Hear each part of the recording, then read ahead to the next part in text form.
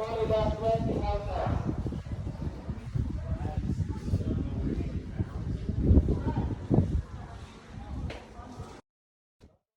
Started collecting old houses in the year 2000, and he opened it to the public in the year 2010. So 10 years in the making, and then as of now, this resort is only 12 years in operation.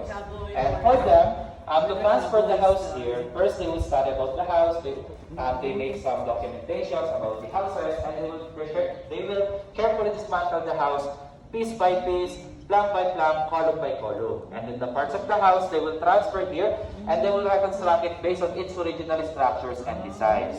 And then as of now, here in Las Casas, we have 63 houses, and then out of 63 houses, 41 are originals that came from different places or provinces here in the Philippines. And those houses are named after the place where it came from.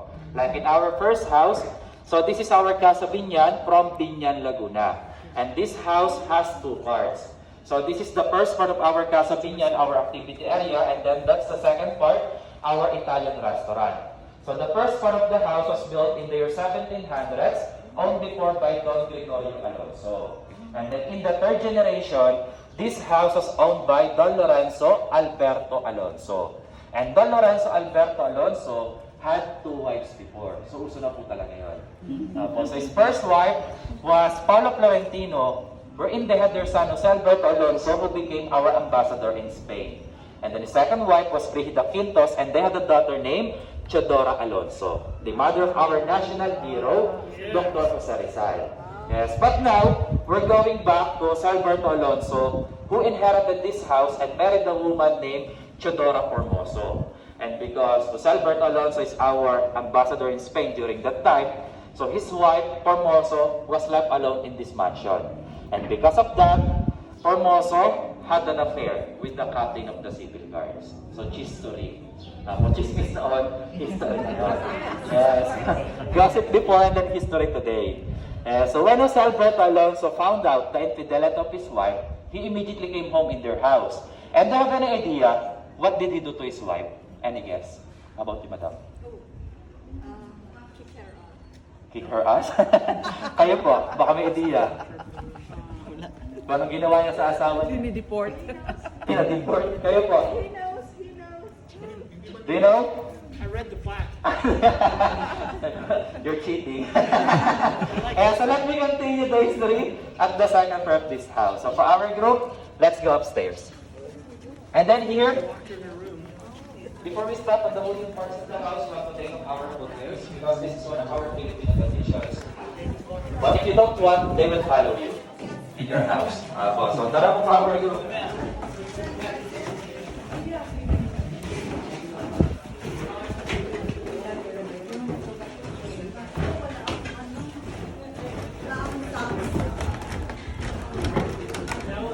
So let's get around here.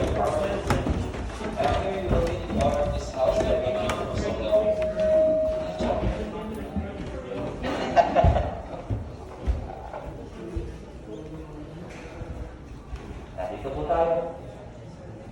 Video ka, Max. Sa pwede po, pag may dugo ako.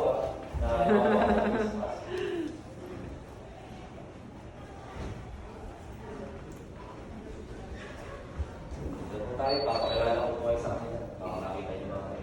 Pamilya.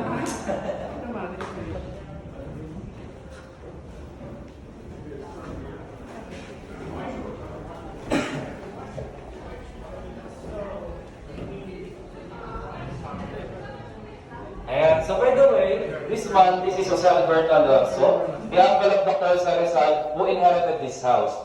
And his wife, Teodora Formoso.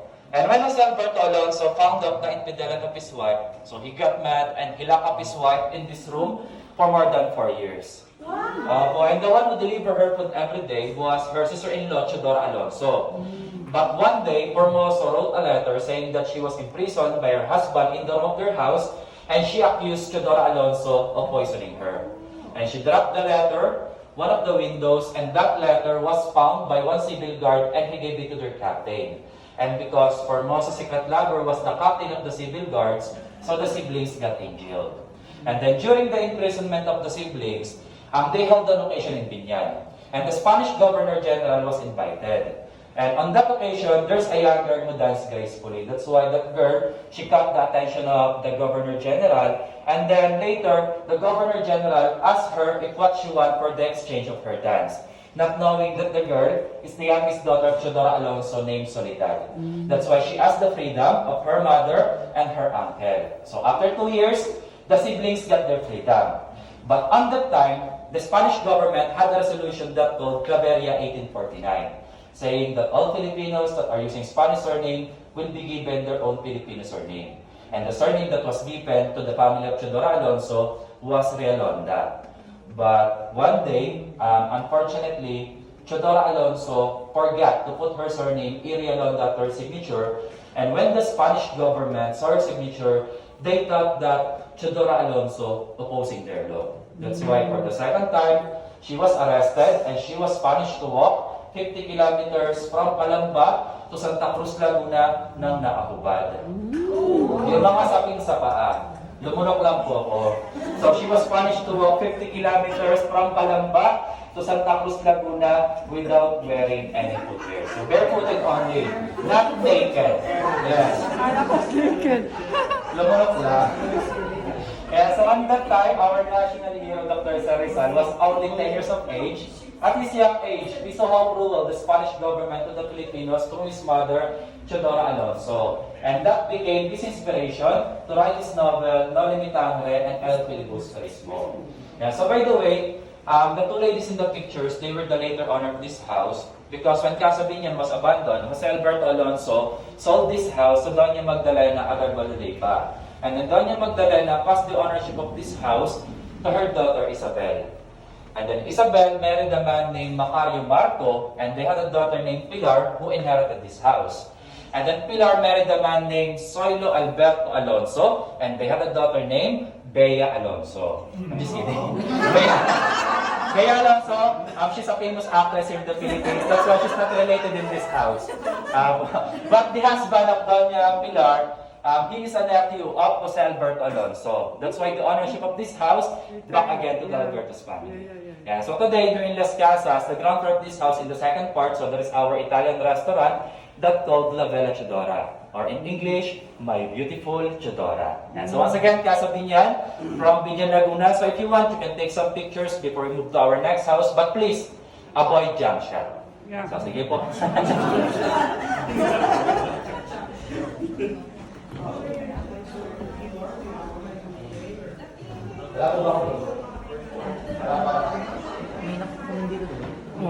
The wife.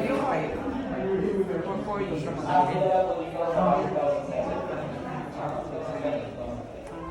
Paano pala? What happened to her? Then suicide.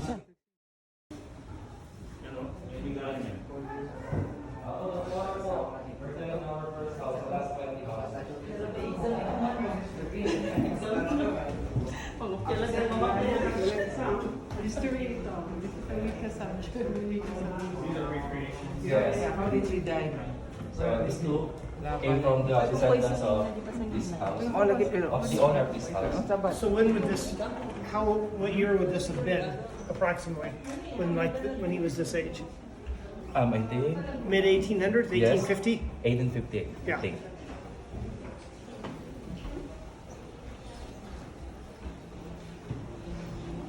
Would have been. Kaya siguraduhin nyo lang rin po pala na kung dalawa lang kayo sa picture, hindi po may edit. Yung dalawa po original, pero ito po production. Production, Yung so these dalawa. are original. Yes po.